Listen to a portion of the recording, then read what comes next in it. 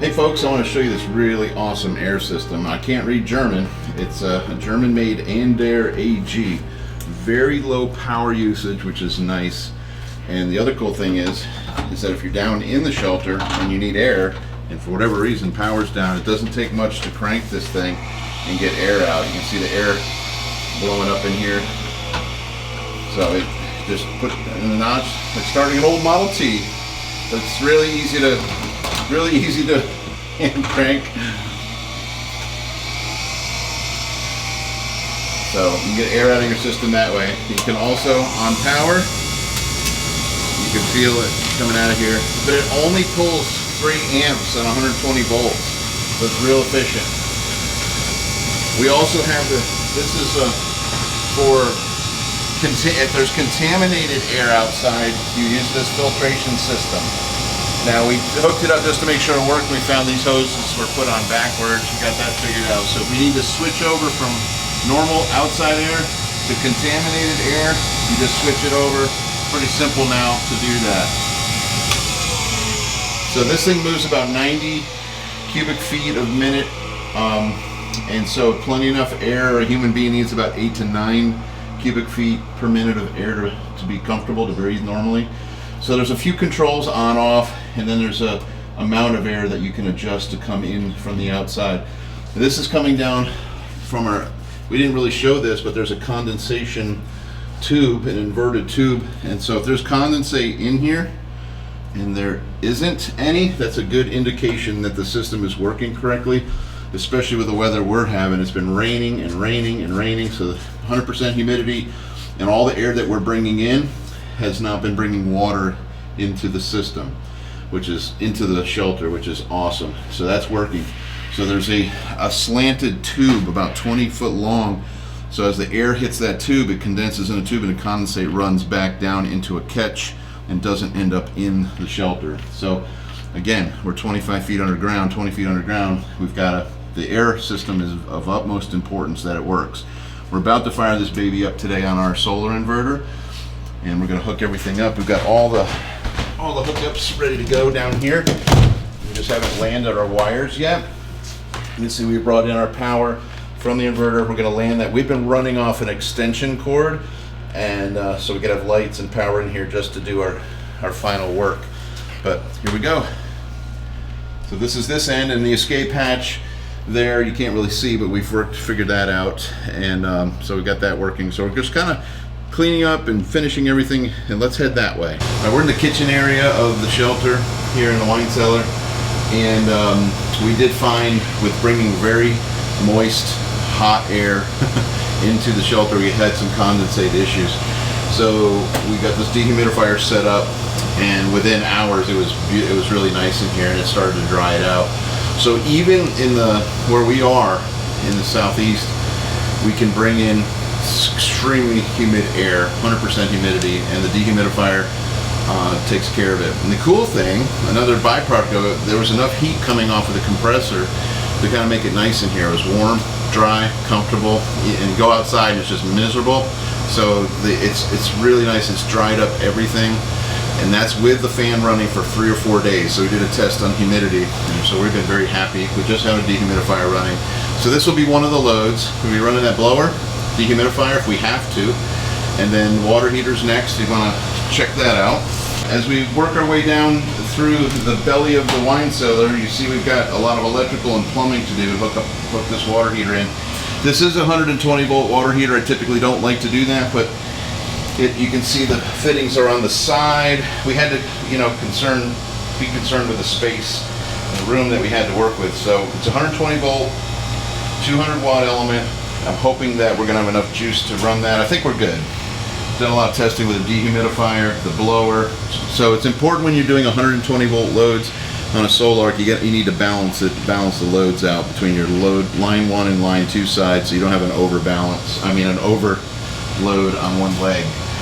So, and then as we work our way down here, we got a grinder pump. We've already tested that. That's working great. So you're wondering where all the condensate's going from this dehumidification? Well, it's going in the drain and it's ending up in the pump and being pumped out of the shelter. That's on there. So we have some interesting loads. We have a blower that you've seen, dehumidifier, electric water heater, We have a Liberty pump as we work our way down here, and then we have a well pump, which is outside. It's in the well, submersible. We have a well pump load, obviously lights, refrigeration, the normal things you have in your home. But there's some things that have been challenging on this to add these 120 volt loads. So it's kind of like an RV. It's kind of like doing a, if it was going to run an RV, we'd kind of run the same type of appliances for that. Let's take you to the cool spot though. Oh, it's not the toilet. All right.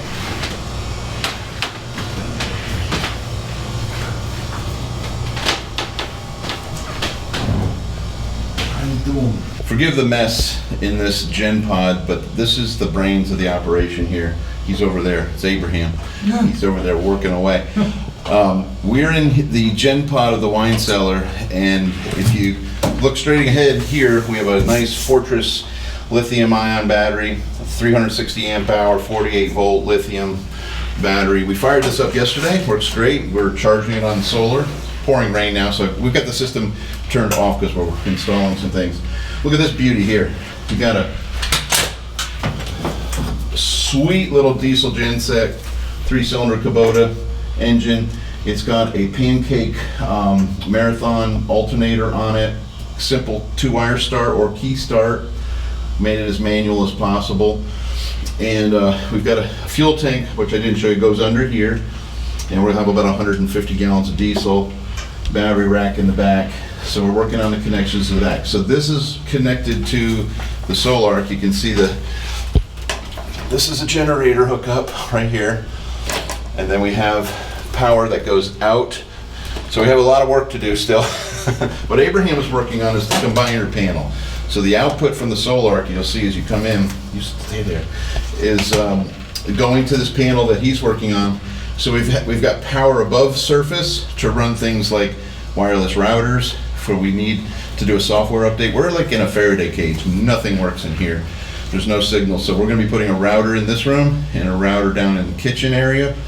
And we're running our Ethernets in here from the surface.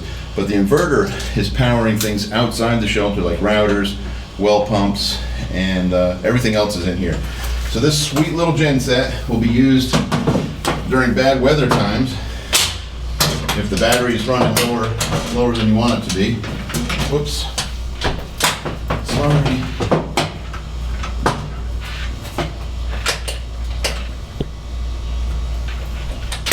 Having some technical difficulties putting the cover back on. Okay. So this will be used, it'll sip fuel, it's very efficient. The beauty of the lithium, it'll charge super fast, so I can take it from 0 to 100 in about 2 hours. And then that would work for weeks to live off of that.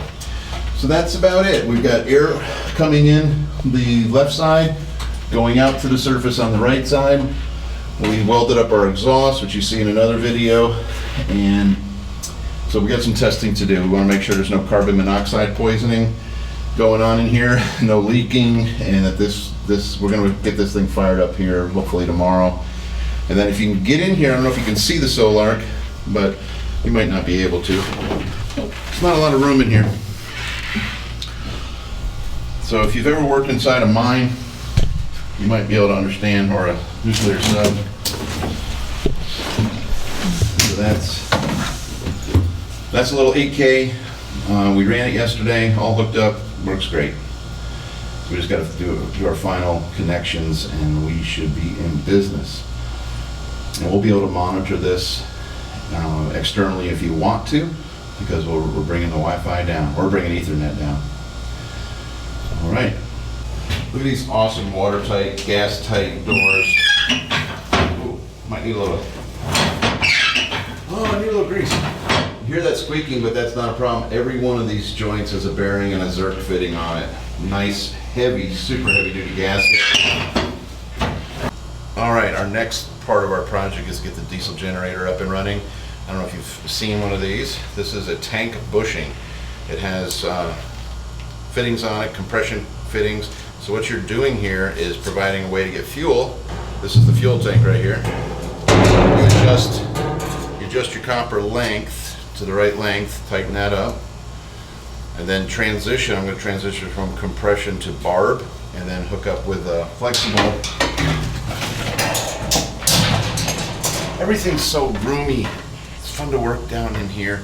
5/16 hose line. So I'll transition from a compression copper over to this barb fitting, and then this will go in the tank, and then there will be a return, as most diesel generators obviously have a return from the injector pump. I need to return that fuel, that the spent fuel that hasn't been burned, will go back into the tank. So we'll close loop on that. We're also going to add a nice filter system, a hydrosorb filter to the system. Make sure there's no water getting in the generator, and then we'll put like a mushroom cap, a vent here, and the vent will also be how we fill this tank. So the next challenge is this is a 160 gallon tank, and we've got to get all that fuel down here. So come on back if you want to have some fun carrying 5 gallon jugs. That's like 20 trips down here at least. And or we're going to siphon from a big tank in the back of my truck down here, spill it all over, spend 3 days cleaning it up, that kind of fun. Okay, so that tank's got to get out of the shower and get back in the gen pod, and gotta get back to work. All right, we're in the escape hatch section of the wine cellar, and so you have to climb that ladder, and there's a chain hinge back here, 2 chains, and there's one chain that's got a cutout on the ladder side, so you have to push the plate towards the ladder, and then that whole plate will swing down. So, and then you climb out, and then there's another ladder that continues in the little escape hatch on the other side. So it takes a little bit of practice to get it, but this is the beautiful Atlas Shelter escape hatch.